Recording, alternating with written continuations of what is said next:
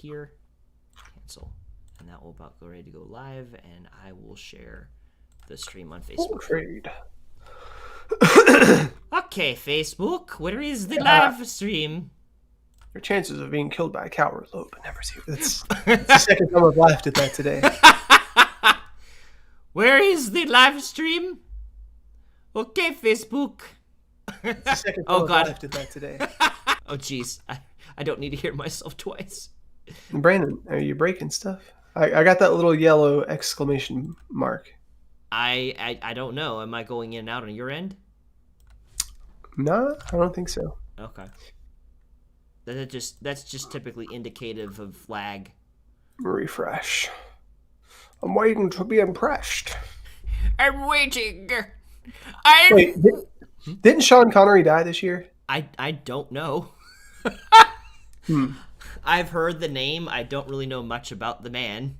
The man, the myth, the legend. There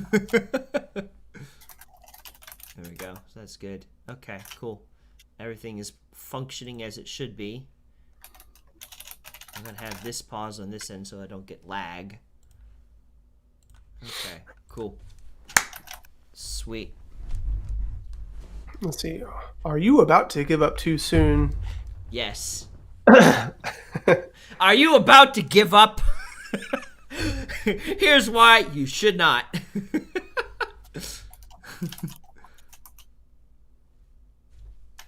Also, I'm gonna have to figure out like how my volume levels are because I've there used to be like a lesson on my end because I peaked too much. But then as I was listening into some of the episodes, like I was very quiet in comparison to you. So now I've just made them all max and see how that goes. Oh gosh. In fact, actually, I'm gonna do a little something right here, so we can reduce that a tad. Okay. I'm excited because I freaking have an introduction for y'all. We're gonna go into said introduction. Here we go. I want to see this. Yes.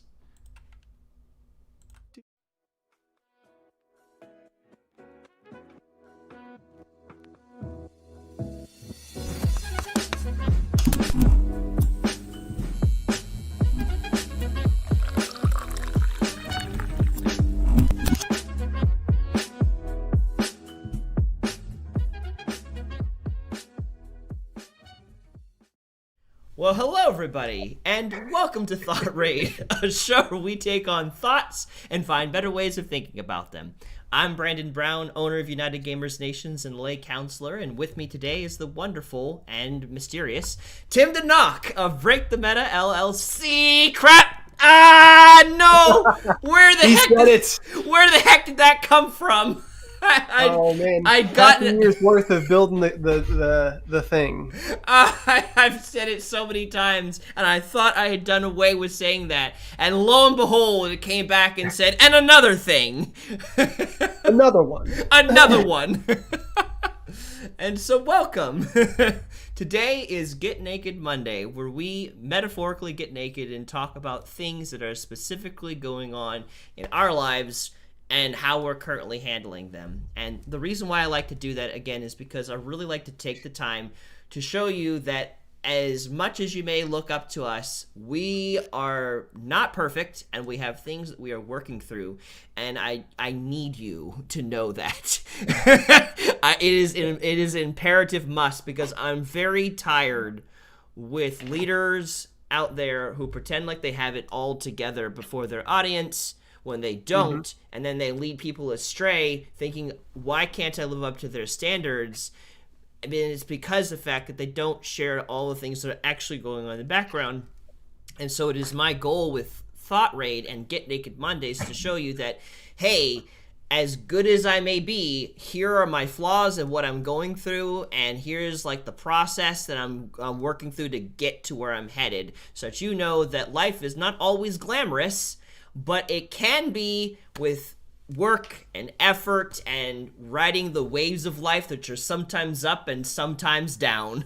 And so I just want to paint the most realistic picture I can, and that's what Get Naked Mondays are all about, is just to really show you that no matter what part of life you're at, there's always things you're working through, and this is how we're doing it. So Yeah, so I like to put that out there. But this week is a very interesting week for me. Because, and I don't know why I went back to the screen, but I guess because I felt like maybe you would say something, so I'll have it here. But then I'm like, no, I have more I need to say. But anyways, this week is a very interesting week for me. So I'm going to be kind of talking about my week with you guys this time. Because you've heard me talk about this in previous Get Naked Mondays about here's what I feel like God's called us to do with Thought Raid. Here's the direction I feel like God is leading us to go. Why are we not there yet? That's something you've heard me talk about a lot, and I am in the process of kind of going through all of that again. But specifically, there's a new feeling, a new kind of like a, what's the word I'm looking for? Nuance to what I'm going through right now, and that's what I want to kind of focus on. Like, over this month and maybe the ends of last month, God has gone from saying soon, soon the things that I promised are going to happen, to you're almost there. Hang on, you're almost there. And that's for me, that's really significant, because typically I hear soon, and soon with God it means a whole bunch of things. For those who are new to the faith, or maybe you've been around for a while and you can really relate to this, soon and God are your expectations and what he's actually saying are not the same thing. And sometimes soon could mean centuries, or it could mean months, years, or minutes. It just, there's no exact knowledge of what that means. But almost there, I think, has a more specific connotation, and that's what I feel like God's been almost excitedly telling me, you're almost there, hang on, keep going, you're almost there. So that's been very interesting for me personally, to be hearing God talk to me in that manner. But at the same time, it is also still largely frustrating and difficult, because even though we're almost there, we're not there yet. And I don't know how long God is expecting me to hold on, because, I'm okay for this month financially, and I'm still, am able to live off of the buffer of money that I've saved up from what I've earned through unemployment, or received from unemployment. But I can't, it's not infinite money. And I will not be able to probably go without another influx of money. I will not be able to really go, honestly, for another 2, maybe 3 months before having to get another job in order to take care of my needs. And that's hard. But at the same time, I cannot deny that I've been hearing God saying, you're almost there. And so I'm in this weird place. And I keep going back to what the scripture verses talk about when King Saul was about ready to go into battle. And in this first battle, this first really test of will he trust God or will he take matters into his own hands, he was required to wait until Samuel, who was the prophet of that time, to come and make the sacrifice for King Saul and his army before they went into a battle. And the context to that is that the army that they're going up against, which I think were the Philistines, were getting closer and closer and becoming more and more of a problem, and he was running out of time. And so in this case, you could liken the Philistines to how much money I have in my bank account, getting smaller and smaller. The amount of time that I have before I have to go and do a traditional job diminishing.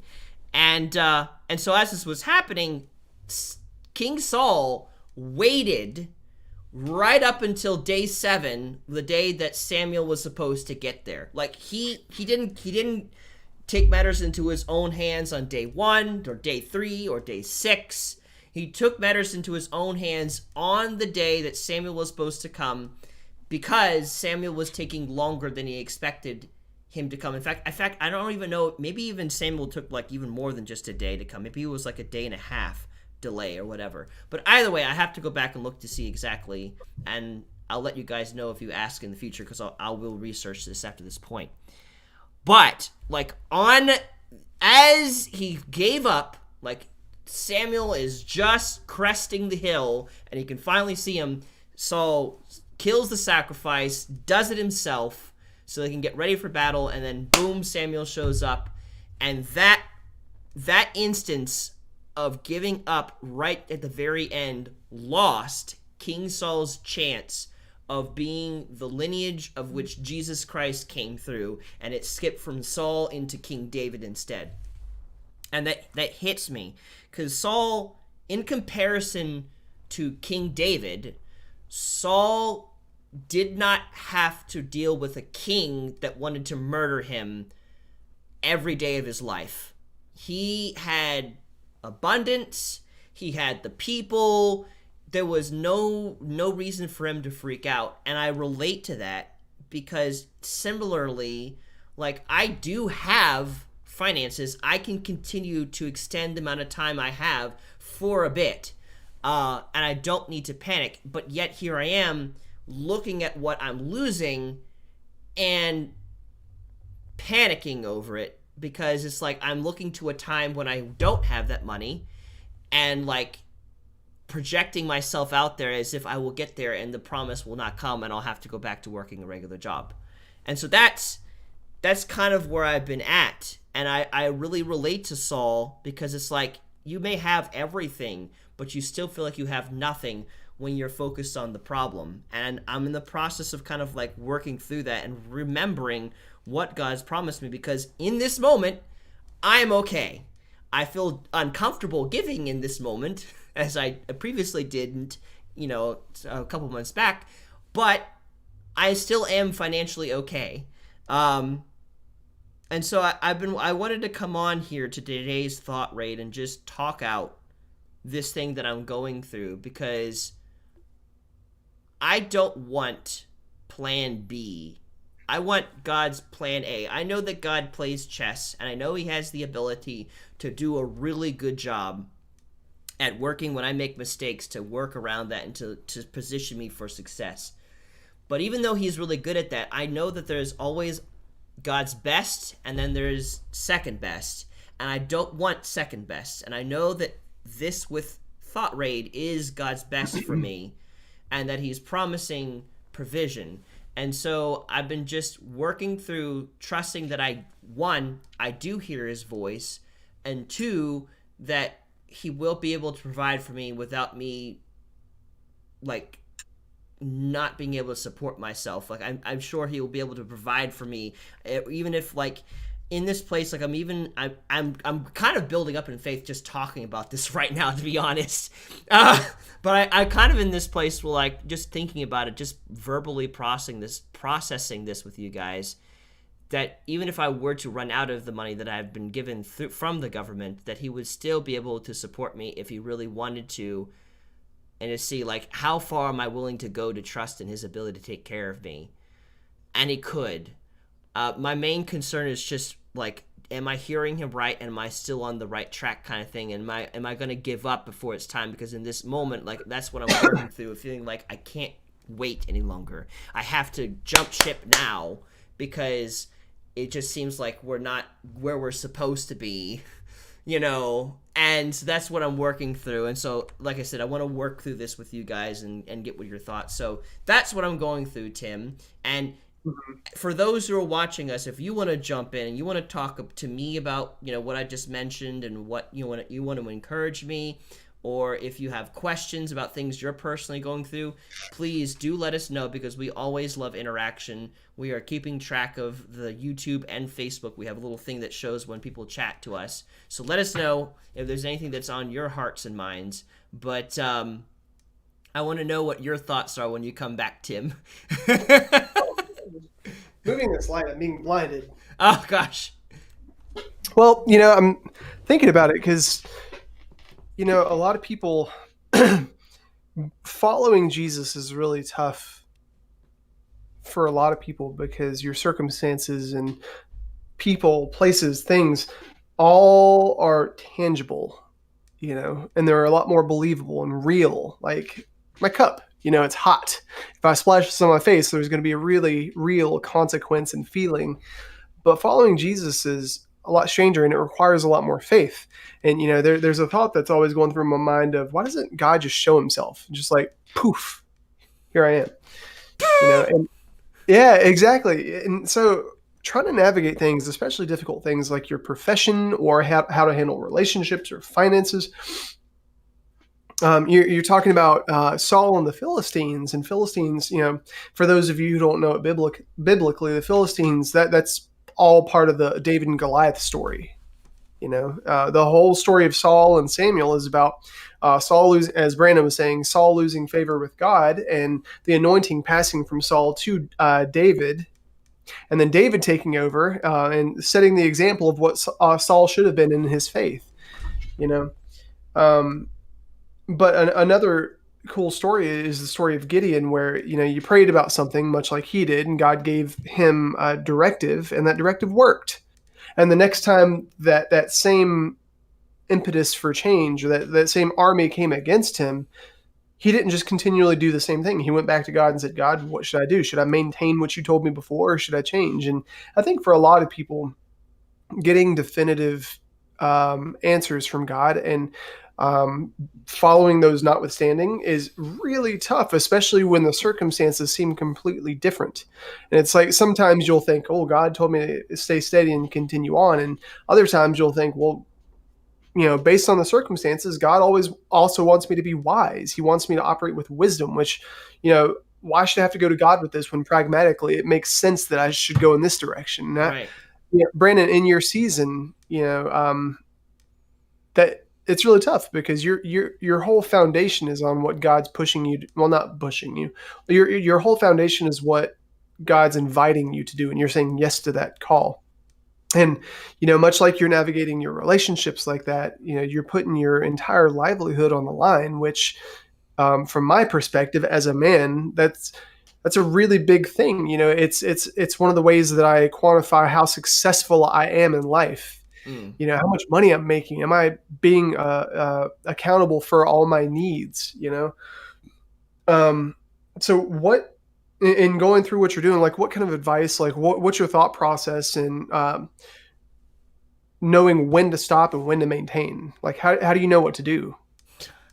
I think that's the major issue that I'm trying to figure out and navigate. If I knew that, I think this would be a very much more easy process for me. But knowing when to push and when to quit, like there's been moments where I thought I was supposed to push, but reality I needed to quit. And there was times where I thought I needed to quit, and reality is I needed to push. But since you asked the question, I can sit here and think about those times where I got the signals mixed up. So Brandon, real quick, I think that's really good to touch on too, because a lot of people don't understand that. When they see a picture of success, they just see the success and they don't see the back and forth and the failures. They just see, oh, well, this person is where I want to be. So, because I'm stumbling right now, this must not be the right way. So, I really respect the fact that you're willing to talk about, oh, I actually heard from God wrong, or, oh, I ducked when I should have dodged, Yeah. So, for instance, what I do know, what I have experienced, with UGN, the community that I have, which is still running strong, and it's going to be 8 years old next month. Holy crap. I have never had a community last that long. Like, this is amazing. I love it. But there was a point in time 2 years ago, which I've talked about in 2018, where God wanted me to take a step away from UGN and to focus on things locally. And before that point, I didn't accept that because God had also promised 2 years before that moment that he was going to prosper UGN, and that he gave me a financial number of what to expect that he would bring into UGN and help me to be able to focus on that full time. And three years before 2018, God had me quit my job at Sears so I can focus full time at doing live broadcasting on Twitch, which I did. And looking back, I really do believe that God did call me out of it, but I think he also wanted me to find another job after a point, because there was a point when I did that where there was immediate success, and there was a point where I think I was reaching like 16 people at one point, and there was some times where I got to minister to some people in that interim of time, which was great. But I was not taking care of my financial needs, and there was no provision coming in through what I was doing. And so, because I lived with my parents at the time, I didn't think anything of that. So I was living off of their generosity to focus full time on live broadcasting. And so now looking back, I recognize that, like, okay, so part of it is, okay, if God's going to call me to something, he is also going to provide. So where he might have called me out of Sears, maybe it was only a temporary thing, that 2 months later he had something else in store for me. Because literally, once I went to a counseling session and the counselor said, if you are my child and you were just living for free in my house, I'd say, figure your life out or I'm going to kick you out. You're going to get a job or I'm going to kick you out. And so, like, immediately I went to get a job, and within a week I got hired. And that's why I started working at the walking company, which I just lost this year. So I started to do that. And so I learned that in that time, and in retrospect, I'm now realizing that I do believe that God did call me out of Sears, and I do believe that God did speak to me, and I heard him. He chose to speak to me through another person, because I was constantly looking all the time, like, where are you, God? Like, the provision hasn't come, and I felt like you told me to jump out of this so that way the provision would come, and it hasn't. So where did I go off? And he got through to me. He got through to me through another person. But because he had called me and he said, you're going to be blessed and you're going to have this amount of money coming and all this, like, I'm like, okay, God, like, I trust you. So, I realized that maybe I wasn't giving UGN my whole, so now I'm going to give it my whole. And then I gave it my whole and my whole attention, and then nothing happened. And so first signal was, if God calls me to something, then there will be provision enough for me to be able to live doing that thing. And so if there is no provision and I'm not able to take care of my basic needs, then maybe I need to be looking in a different place, I think, is what I learned through that time frame. So then move up to 2018, when he called me to step away from UGN for a time.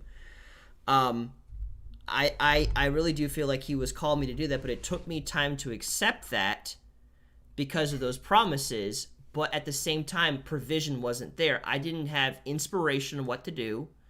No one was there to help me, because everyone was busy that year for whatever reason. And I was anxiety central, just frustrated and white knuckle gripping onto UGN and it going nowhere. Or at least it wasn't going anywhere by my own effort. Let me ask you a question on that, because you were talking about, obviously following God in this, and you've been following God your whole life, and you have a lifetime of experiences where God's done this and done this and done this. There are people watching who don't really know who God is, don't believe in God, feel like they've been hurt by God or the church. There's not a lot of trust there.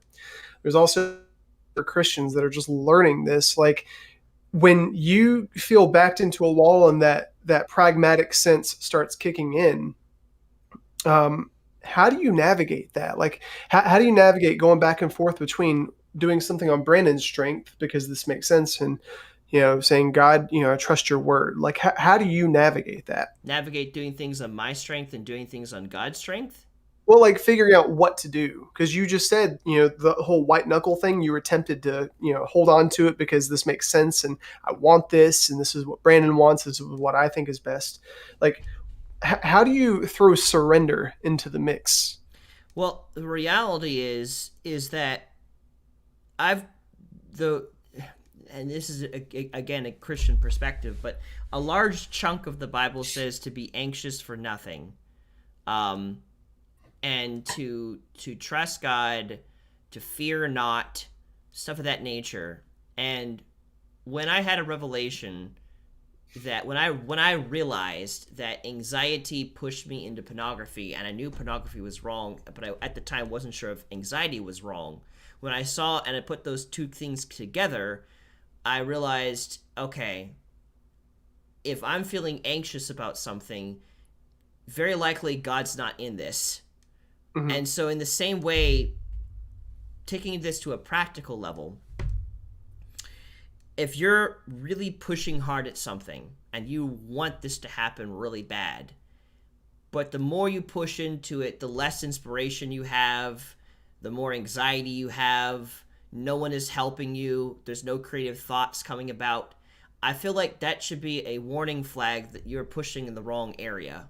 Like, I think, like, in this world, we have what we're good at, we have what we enjoy doing, we have what is needed in the world, and there is also like I'm trying to remember. There's a Japanese thing that I saw, and it had 4 points. It was like a hobby, something I'm good at, something I like but I'm not good at, something that I'm good at but I don't like, something that the world needs, kind of thing, and like trying to find like this balance between these different areas where it's like, I'm good at it, I enjoy it, the world needs it, and like it's not a drain on me, and like finding a way to combine those 4 things together, and that's where you find flow. In the same way, it's like I feel like there's just areas where it's like we really want this to happen, but there's no inspiration, and we're having anxiety central, or we're angry at everybody or whatever, and there's no help there's no help coming. Like, no one's here to help us. Everyone seems to be busy when I need help the most, and I'm just trying so strenuously hard to birth this thing into existence, and it won't come. And I feel like that's like a sign of like, this is not meant to be, or this is not meant to be right now. Like, there's how do you separate that from circumstances that God wants to fill in? You know, because I've had situations like that where it just doesn't seem like it's working, but I know it's something that God wants to happen. Like, how do you navigate that? That's the tricky part, and that's what I'm trying to figure out, Tim. Because I want answers, Brandon. I would like to give you answers, but I'm in the process of finding said answers. But the reality is, it's like, there are also times, unfortunately, where there is no inspiration and no help, but this is exactly what you're supposed to be doing, and you have to press through that, and they're both sickeningly similar. Like, and that's where the faith and frustration comes from. It's like you're never quite sure, like, is this the time or is that the time, except that the only difference between the two is, what's God telling me to do today? You know, what is he telling me to do right now? And so, like, that's why going into starting Thought Raid, I told God, I was like, okay, like, and it was weird because, like, when I started new things, my parents usually are resistant. You should get a degree, you should do blah blah blah, and they're like, Brandon, now is the time, if any, to really work on this thing you're starting. Like, you know, you have the time for it, you have the money for it, you have whatever, just pour it all in. So it's like, okay, well, that's different. I was going to do it anyways, but I appreciate the support, you know? And so, like, I've been sticking to this because I've been in agreement with God. I was like, God, like, if you don't want me to focus on this, you want me to find another job, I'm just going to trust that you're going to tell me to find another job. And until then, I'm going to give my 110% to Thought Raid and building this thing up. And I'm going to just wait until you say otherwise, because that's the only thing I know. And so far, I haven't heard God say either through other people or to me directly, it's time to do something different. Like, I haven't heard that. The times where I've had close to that is usually people's personal insecurities projected towards me, but or my own, but not of thus saith the Lord. In fact, every time that I go to prophetic, because we have prophetic ministry at my church where someone gives an encouraging word without knowing anything about what I'm coming there for, which is very interesting. And then just like people randomly telling me things, like, it's all been positive. Like, God's gonna bless you. You're ready for this responsibility. Ride the wave, steady yourself, blah, blah, blah, blah. I'm like, okay, cool. So, like, everything seems to suggest this is what I'm supposed to be doing. It's just, it hasn't broken through yet. And so that's why I'm still here, because it's like, okay, like, there seems to be way too much confirmation that this is the right thing.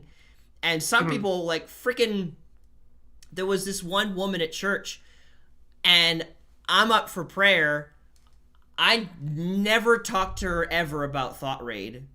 And yet, or what I feel like God's been sharing with me, and yet she's verbatim was like, God's been seeing you invest in other people. He wants to invest into you. I'm like, I just bawled my eyes out, because it's like, I did not have that conversation with her. She should not know that.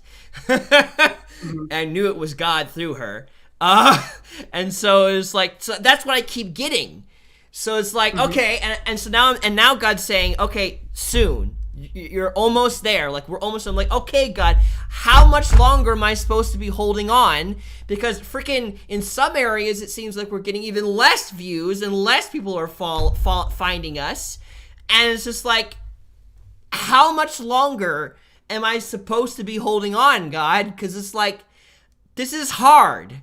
This is freaking hard. It's not easy. The whole time you're talking, it makes me think about when I felt God nudge me to move away from working at GameStop, because I'd been working there for over a decade, and it was about 2 years before I actually quit. And the desire was there, and I knew that it was going to do good things, but I kept rationalizing in my mind, it's safe where I'm at. I'm good at what I do here. I can do 20% of what God wants me to do over there here with all the safety. So I'm going to stay here, and I knew that jumping out on my own was going to be really scary. And I felt that pull, and I didn't listen to it. I tried to give little pieces and stuff, but you can't serve two masters. You can't serve both God and money. You can't serve God and yourself. It just doesn't work. But the longer I maintain where I was at, because you said something earlier about how everything starts, like, you'll notice the irritation. It's almost like the blessing of what you're doing right now has been lifted, even though you're still supported in it, And as I was doing that, I was still good at what I was doing, but I kept getting more and more agitated in a way that had never agitated me in the past. And that's that itch of conviction in the back of my mind where I knew that I was not listening to what God was telling me to do and trusting him. And for some reason, I'm thinking about the story I was once told, and it was basically of this kid that was it's a kid and his father. They're in a toy store, and the kid is running around, and when you're a child, your parents take you someplace, you're just present. You look around, you're like, what's going on here? Am I bored? Am I hungry? Is this interesting? Is this not? You don't think about all the things you have to do that day. You have a limited scope of reasoning and perception. Yeah.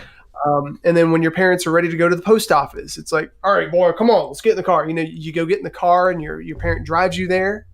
And then you get to the post office, and then you start the cycle over again. Well, what am I doing here? How do I feel about this? What are my circumstances that I'm dealing with? But this particular story, the little boy finds a ball, and he's like, I want this one. And the dad's like, no, put it away. I'm not buying you that. And the boy's like, well, Dad, I know you have enough money. Why don't you give this to me? This is what I want right now. Give it to me. And he's like, no, son, put it away. And the kid starts to get starts acting like a turd. How kids can act out when they don't get their way. But little did he know that the next place the father was going to take him was to a toy store with all these other crazy awesome balls instead of this one little like $1 rubber ball that's just kind of cool, and the boy's limited perspective didn't let him see that. But I think that's how we can be when we're in these situations of how should I respond? Should I actually just walk in trust and just, surrender it? It's really tough, because there's that part in the Bible where it talks about leaning on your own understanding. And I think it's so easy to lean on your perception of understanding when you're going through things where you're pressed. Yeah. Cause that's, I recognize it's like, okay, like I keep hearing God say, wait, you're almost there. Okay. I was like, he's pretty consistent about it right now.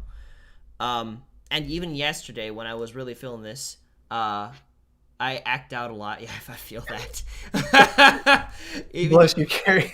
I know the feels. I do. I really do. Uh, even yesterday, like when I was really feeling this all fresh again, I'm laying on my floor because the floor is a great place to be when you're feeling anxious and you're not quite sure what you're doing with your life, apparently. Mhm. And I'm just a pancake on the floor. God's like, I'm like, oh God, am I doing enough for things in nature? And he was able to like manage me to like remember certain things and get me back to a stable place. But it's like, how many more times can I do that? How many more times can I hold on to hearing you say you're almost there? Like, God, you have to know what I'm capable of. And right now I'm feeling like I'm being stretched beyond capacity in my ability to wait for this to happen. And in many ways I am glad that I stuck around with the walking company for as long as I did, because I think that was a lot of pre-stretching for this current stretching I'm going through. Like when you're inside a company that you love and it feels like it's failing and you feel like you need to find another job before you lose your current job, it's like that's what I end up like feeling. But I stuck through it. I waited, even though it didn't make sense, even though every time I try to find another job, I felt anxious about it, to trust that that's not because I am just needing to push through the anxiety, but because it's not what God's calling me to. And to wait for all that. All that is prepare me for this moment where the stakes are that much higher. Yeah. Like I don't have work that I could be doing that immediately brings results and like, okay, here you go, here's your action, here's your the transaction, here's the money for what you're doing. Like there's the stakes are higher, so like how much more am I able to like push through this? And that's where I'm currently at. I need Sorry, go ahead. Oh no, I was looking at what she was saying, but go ahead. Yeah, well, I think it's really tough navigating this and operating in surrender and letting God take control of our lives. Not like he's trying to control us, but trusting him as our Father to steward our lives in a way that's healthy. Because we all have a sense of expectation and result.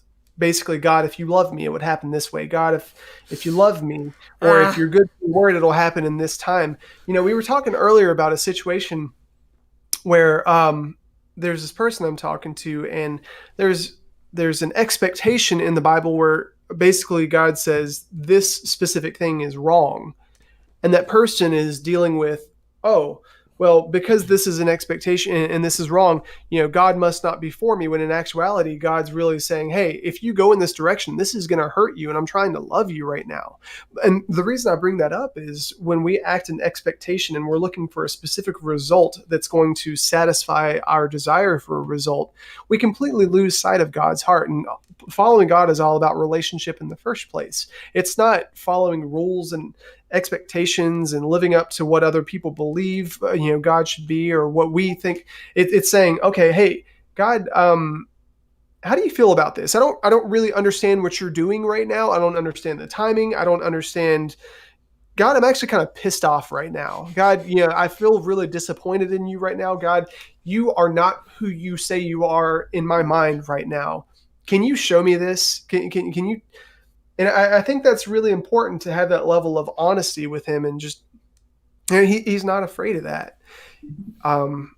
But I do believe that a lot of people aren't open to having that communication with him, because they don't expect him to talk back. They don't expect him to instead of just saying, oh God, who art in heaven, hallowed be thy name, here's my prayer, and do this, and just going about their life. It's just like you, Brandon. It's like, dude, where do you want to eat? And listening for a response. Okay, well, cool. I think that's tough for a lot of people, especially when it seems like their circumstances are speaking louder than they think God can. Yeah, this has been a year of my circumstance speak louder than what I feel like God originally called me to. Like that's been the theme, to love us and all these things. So why are there least? Why all these through this talk about this out? Because it's at this moment take one. How do April doing this whole thing? Even though my okay cut, but I'm okay. I have money. I'm okay. I have you I have Eric, I have your Wednesday night group, I have my parents, I have a whole lot of stuff to do, and And I think new businesses, oh, I'm the dude from GameStop and everybody loves me. This is going to be great, man. It's going to, you know, I had that prideful perspective and it didn't really happen that way. And, time after time, I've been really humbled, which I've needed. Yes. But kind of like in theme of what you've been saying, it's really easy to give up and, as the title of the stream is called, sell your dream short and give up too early when you're so focused on what's not going right instead of what is going right. Because, and I'll call him out again, Jordan, the guy that came to the group on Wednesday. We love you, Jordan. Yes. He was talking about miracles, and he was talking about how in other countries, it seems like there are so many miracles that are happening. He was talking about, there was this one person that was talking about miracles and said, you know what? I asked God for 10 miracles and only 9 of them happened. One of them didn't happen. God, where are you? Only 9? You come here to the States with our Western philosophy on Christianity and our microwave Jesus. Like, Jesus, give me this. You put in $1 and you get your can of Mountain Jesus out of the Mountain thing, Jesus! Your can of Sermon on the Mount. Well, a lot of people think that, Christianity is just like a magic button for getting what you want and for our dreams coming true. And that's not the case. But, the whole thing, like the different philosophy is, I asked God for all these things and only one of them came true. It's a completely different process because over there, as Jordan was saying, if somebody got sick, if I get COVID or if I get sick and it takes me 2 days to get healed when my expectation is I should lay hands on myself and by the name of Jesus be healed. If it doesn't happen immediately the way I expect, there's no miracle, right? Whereas to them, it's like, wow, you actually survived that? That's awesome. But I think it's just looking at what is going right and what God is doing and where you are succeeding in order to maintain that faith. Because when you do that, it's so much easier to realize, oh, I can do this. I can endure. I can maintain. God is active. My relationships are good. My health and my finances are good. As bad as they are, you have them. Brandon, you talked earlier about going on a mom date with your mom. Mm-hmm. And my thought was, wow, it'd be really cool if I could do that. And it's really easy to take that for granted because you've never been without your mom. My mom died in 2015. I would love to go on a mom date with my mom. And, some people like there are businesses out there right now who are bringing in thousands of dollars a month. And to them, oh, we're struggling. We're not. I would love to bring in thousands of dollars a month, man. Hello. We would love to be able to hire somebody to do video stuff. Yes. But I think, realizing, for instance, Carrie has commented on this and it's like, wow, we are making somewhat of an impact. And that's our whole goal. Consistently, we have new people who are coming to watch us and are receiving, they're identifying their value, what God's doing in their life. They're seeing our process, which is being put on a cross and saying, wow, I identify with that.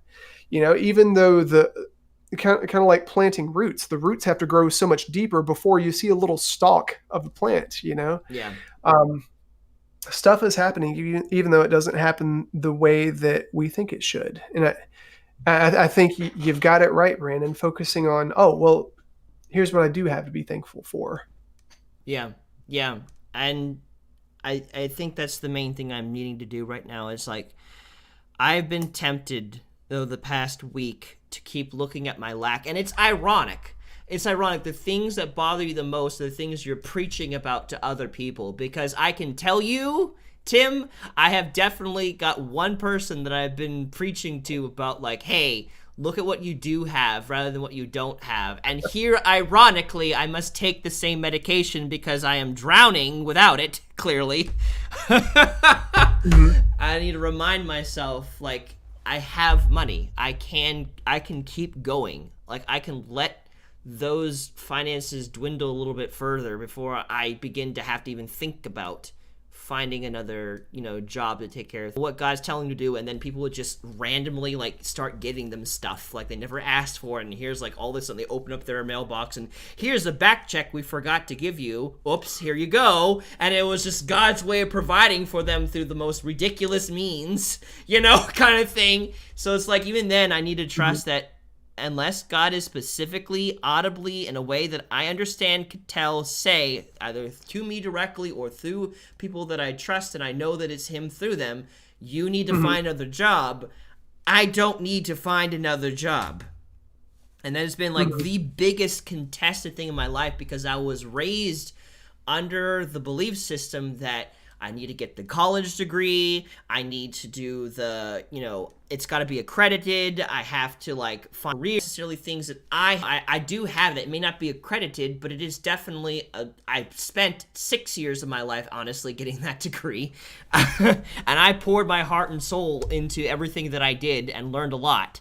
And then on top of that, I have so much life experiences from talking to many different types of people, locally and internationally, thanks to the internet, and also from my own personal travels. I've met a lot of different people, so I possess a lot of knowledge, and my heart is so open before God that he can tell me so many different things, and I don't just balk at it immediately. It's like I've been able to also receive wisdom and inspiration for him in the books that I've read. I am a learned man.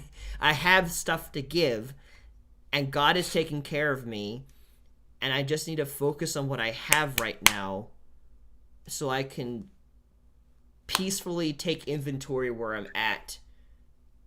And has God specifically told me to make a change? No. He has not told me that in a way that I know that he's called me to do that. He has revealed certain things to me that would be helpful in a particular job, like networking and stuff, but he has not said, okay, time for you to find something else. No. And when the time, when I got into that agreement with God, and here's the part that's always like you have to walk in faith about, is that he did legitimately tell me, when it's time for you to find another job, I'll tell you. Like, he did legitimately do that. I interpreted that as, okay, at some point during this pandemic session, I'm going to have to eventually find another job. But now I think I'm coming to realize that it's not that he's telling me, like, you're going to have to find a job after this pandemic. I think now it's specifically he's telling me, like, there'll be eventually a time where I might have to do other things outside of Thought Raid after it's been growing and doing stuff. I've been kind of feeling that. Like, that also is perfectly within the description of what God said, just as much of I would need to find another job. So I think that's interesting. That's something that kind of came to me. But man, go ahead. Something that came up as you were talking was, for some reason I'm thinking about qualification, because you go through things, and especially if you're risking something new and you're trying to endure it, and like all these things hit you and it challenges, am I worth it? Can I actually do it? Is this something that I'm supposed to be doing? I had my old boss, Eric, come over and hang out with me this past week. And we were just talking about stories, and the reason I'm thinking about this is I'm helping somebody right now, and I met with them, and two of the biggest things they want to work on is time management and being lazy. I was like, well, it's a journey that we're going to go on together, Let's go. The cool thing that Eric said was, I was really good at what I did. I could market like nobody's business. I could create connections with people. I could sell, and it's not just selling like getting people to buy stuff, but actually identifying what people's needs are and meeting those needs with something that also helps, our business, which was GameStop at the time. And there were many times where our boss would come in and his boss, and they would just look at little things that were going wrong. And basically it was me and Eric, and then his boss, and then his boss. And so when the top boss would come in, our store, he would say, well, why is this not here? Why is this marketing not done? Why? And it would just tear us apart. And we were the number one mall store in the company, in the entire country, consistently making the most money with the best metrics. Wow. And it basically got to a point where it's like, why are you majoring in all these minor things when we're succeeding fluidly across the board? And specifically, there's a situation where Eric was challenged by his boss to write me up for being late, which it's always been a weakness of mine, time management. And Eric said, well, you know what? I tried working with him on this. I've been working on it for 5 months. I can't write him up for being late because I'd have to fire him. And he was like, I'm not going to fire him because he's so amazing in these areas. And basically what Eric taught me through saying that was he was so focused on the good portions of me that it outweighed the small things that he was giving me grace for. And the key word there is grace. Because as you're navigating something new, you're going to be focused on your failures because that's what our society and our culture drills into you. Be focused on your failures and fix them. Compare your failures to other people. And if your failures are bigger or worse than other people, you don't qualify to participate in that arena. But God is completely different. He sees you. Like on my little thing right here, I have things like God trusts me in my heart. People's value is worth more focus than my feeling. I am loved. I have everything I need. I have the confidence to walk in humility. Right now is the perfect time to follow God. His grace is sufficient, and I cannot out-earn God's grace. And as you're navigating new stuff and you start thinking in those areas where, I need to fix this, I'm not good, you can't out-earn God's grace. His grace is sufficient. He is made strong in your weakness. And then you have situations like that where you cannot, especially in a new place where you've never been, you cannot fabricate or manufacture success. But if you're following God, much like that analogy I used earlier, where you're the kid in the store and you're just following your parent from store to store to store, your only goal in that situation is to be present and say, okay, Dad, what are you trying to teach me?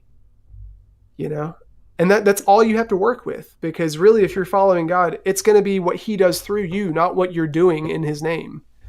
Yeah, that's an interesting new layer to my grace is sufficient in your weakness. Because it's like, that grace gives me the fertilizer to get stronger in areas that I'm weak in. Whereas, like, if you were to constantly expect me to be really good in an area while I'm really good in others, but I'm weak in this area, and you make a big thing out of this area, it's a lot harder to motivate myself to improve when no one believes in me because all they see is my failures. But to cover that with grace, I'm already aware of my failures, and I don't want to stay there. I want to improve, so that grace gives me the time and the trust necessary to continue to get better in that area. So in this area, this period of time in my life, trust that I hear God's voice is my weakness. Ironically, even though I hear his voice quite often and quite clear, I still doubt that I hear his voice because circumstance looks different than what I heard. But God's grace is sufficient in my weakness, and you have been definitely encouraging in this time as I'm building all this. Like you said, the areas that we're bothered about are two different areas, and so where you feel bothered, I'm not, and where I feel bothered, you're not, and so it works each other out.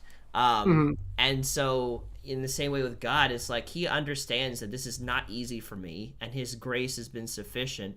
I just want to pull on that grace even more, even though like I have all the grace that I need. I want to pull on it more because it's like I'm doing my best, and God knows that I'm doing my best, and we're going to make it there, and we're going to look back on 2020 and we're like, wow, I didn't have to be worried at all. Yeah, somebody made the comment the other day that you got to be careful not to cheapen grace. And I was just thinking about that. I was like, how can you cheapen something that's free? Like you have immeasurable amounts of grace and you're always going to get it. But I think you got to just pay attention to the conviction, because, you receive grace by just having a relationship with Jesus. But, to not throw that back in his face, there's always that level of conviction where it's like Carrie just said, but when in bad depression, it makes you feel like you do nothing right. That's covered too, and it makes you feel that way. And there's so many things that you feel. Like I can feel angry. I can feel attracted to something. I can feel hungry. I could feel upset. I could feel whatever, there's so many things you can feel, but it's our job. Like when, I'm married, man, I don't always feel like I want to be loving, especially if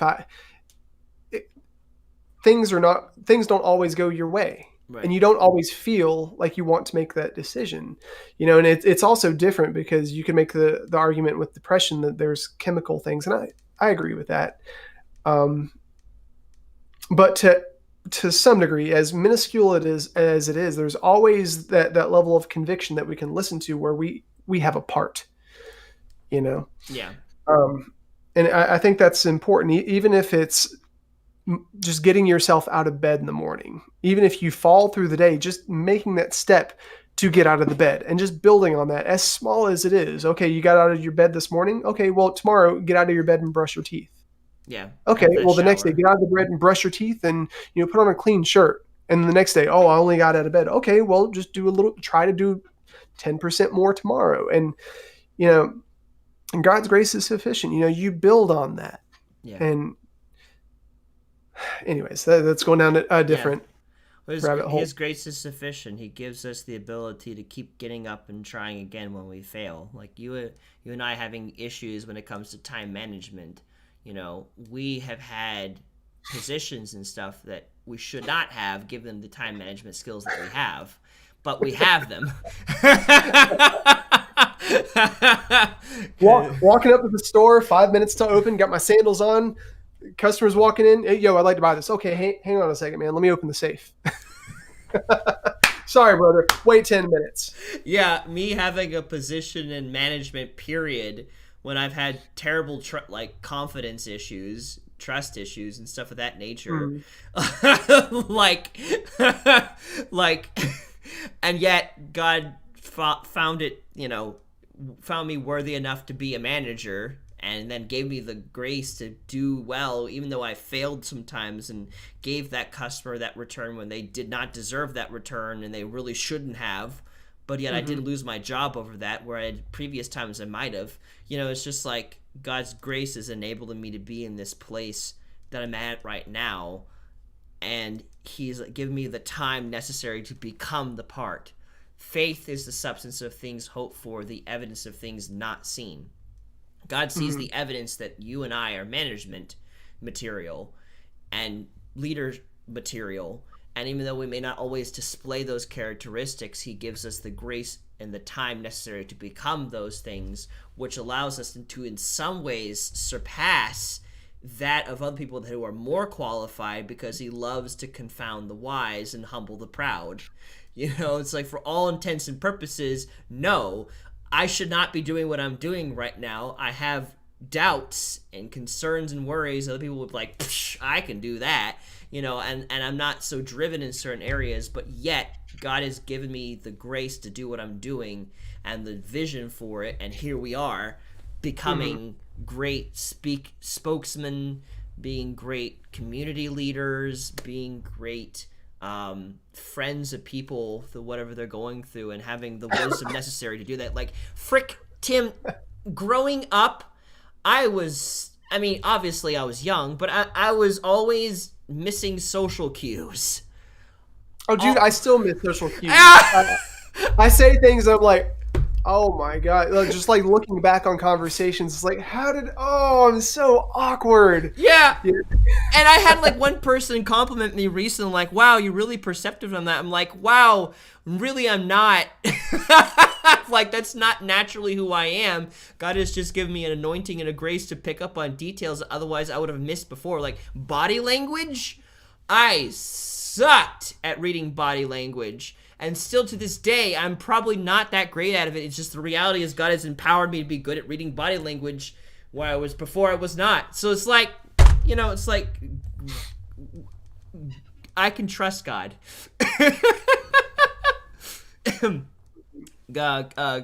Carrie is saying, when the kids go to school, I see things that need to be done, and I want to do nothing. The time management quiet. Yeah. And see, a really cool thing, I like to recommend this to you, Carrie. And I hope to eventually have her as a special guest on Thought Raid. But there is a YouTuber woman. I think her show is called How to ADHD, and she's been very helpful for me personally.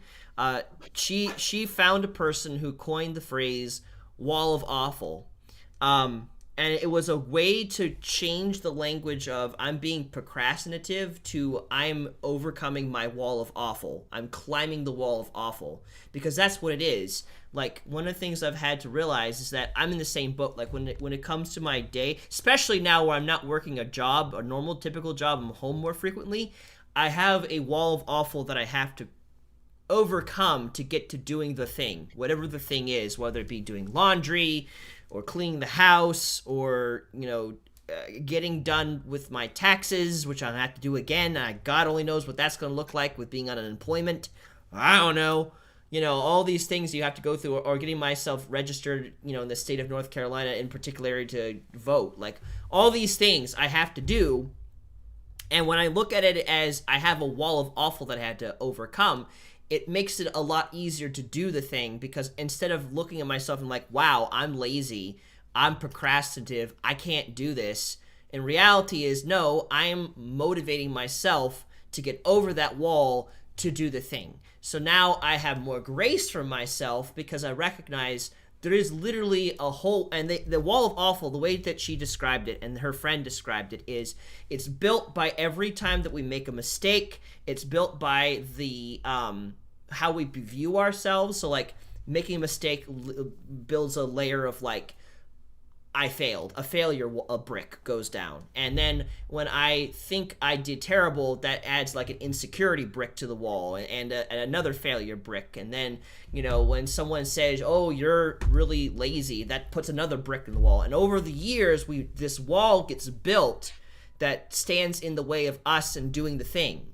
And so the way that she finds that overcoming that is like, listening to music is a great way to do that. Like, the amount of things I have motivated myself to do with using music as a reward for doing them has been a lot. But just changing my perspective of like, okay, yeah, it may take me 2-3 hours to get out of my room and get something done, but it gets done. And I'm just taking that 2-3 hours to motivate myself to do the things that I don't want to do, because I know they need to get done. And I'm if it means I have to sit here and psych myself up for it, then I'm climbing the wall of awful. I'm not wasting time. I am overcoming my demons to do what I need to do. And so I think that's the link to the video, I'm guessing, or her channel that you posted. Is it her channel? No, it's the video she posted. Why are easy things so hard? Yeah, so definitely, I love to recommend that video too, because it's helped me a lot. It's just helped me like change how I view myself and how I view the hardships of doing things, because like doing is not as easy as the world would have you believe. Some people are just naturally good at it, but not everyone is. And for those who are not good at it, like myself, I definitely like it. That's a great video to watch, because it helps you like realize like even though it doesn't look like I'm doing something on the outside, on the inside I'm overcoming failure. I'm overcoming like I'm not good enough. I'm overcoming all these things to get to doing the thing. And then once I get to that, it becomes easier to climb the wall a second time. Yeah. Yeah, so I'm glad that it, because that I needed that myself. Like, the first time I saw those videos, like, I cried, like, because it's like I knew, like, finally someone understands what the heck I am facing. Because like I was the kid, like my parents, like there was this one analogy she was doing, and like he was like the kid, and they're like taking 20 minutes to get their homework out of their book bag. And like you could get angry at that kid, and then they'll do one or two things. That either gonna like put the hood up and they're gonna get into like self-hatred and like, why am I so terrible, or they're gonna get angry and they're gonna try to punch their way through the wall of awful, which then hurts themselves and hurts other people. When instead you could realize that they have their own personal wall of awful that they're trying to overcome, and so that's them, like they're not getting around to the homework, they're just getting themselves built up to doing the thing they don't want to do. Because let's face it, who wants to do laundry? Who wants to do homework? Who wants to do all these? No one wants to do that. Like, no one's like, oh yeah, I get to spend hours. Like, especially me, like I don't know if this is the case, but I'm almost certain I have mild dyslexia. So like it takes me like I have this friend in my UGN community. He can look at text and in 0.5 seconds has read it and knows the context of what he's read. That same text will take me at least 3 minutes because I have to read it again, read it a third time, and it's like reading is a chore for me. And so to recognize that I have to get over that wall of awful, and I'm working to get past it rather than I suck at reading, like that helps me turn from something like I hate to do this to I get to do this, and we're gonna get to it, and it may suck, but we're gonna push through, and then we're gonna feel good about it because we got over it, because I'm not procrastinative, I'm not lazy, I can do this.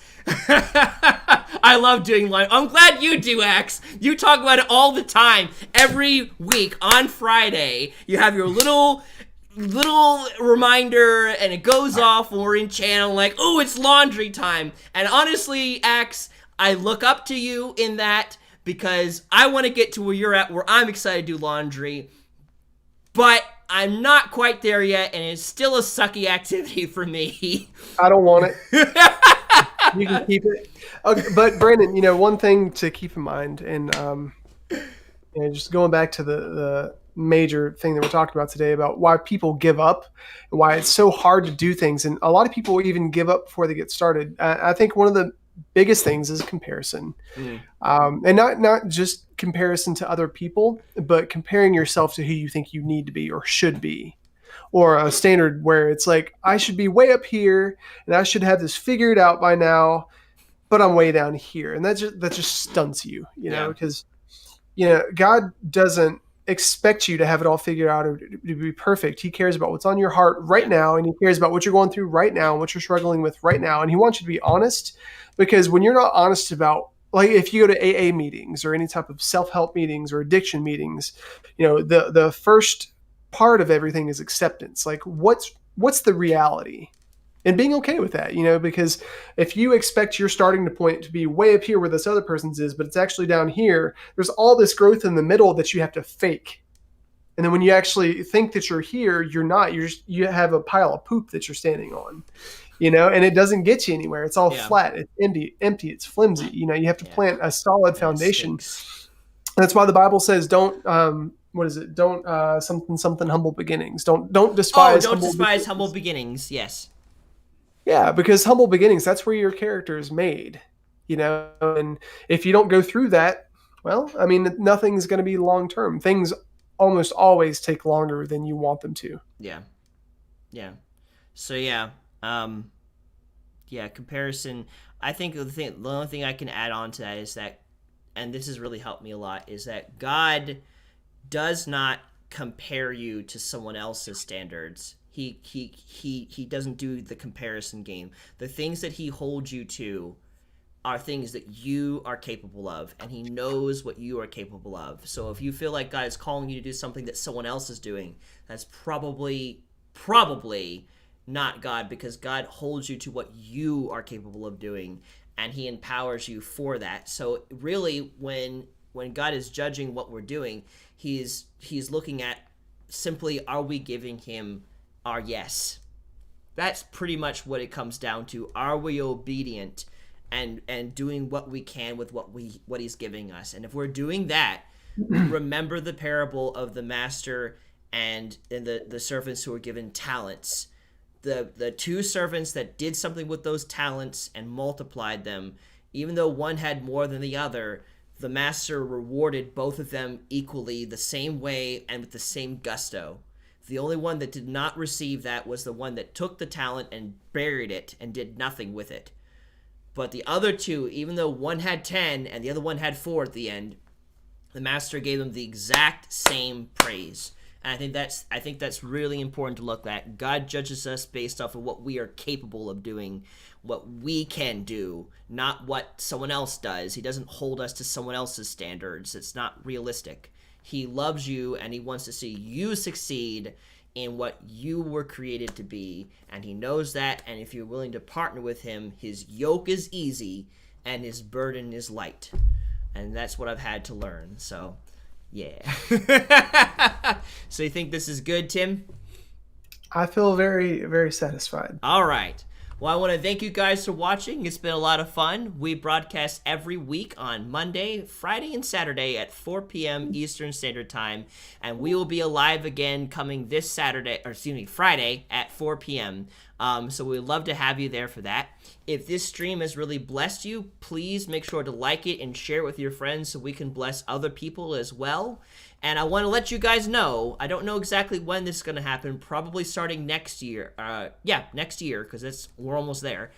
I am thinking about having like a private get-together with those who want to come. So if you've been really enjoying what we're doing on live stream and you would like to privately talk with me and our leadership, we will be doing something starting next year where we get together with you guys and talk about where you're at and help you about where you're going through without having the pressure of having everything being online. So if that's something that interests you, let us know, thoughtrate@gmail.com, or let us know in the comments so that we know how many people have interest and that we can plan it out effectively, or the most people who can be a part of it can. So keep your eyes peeled for that.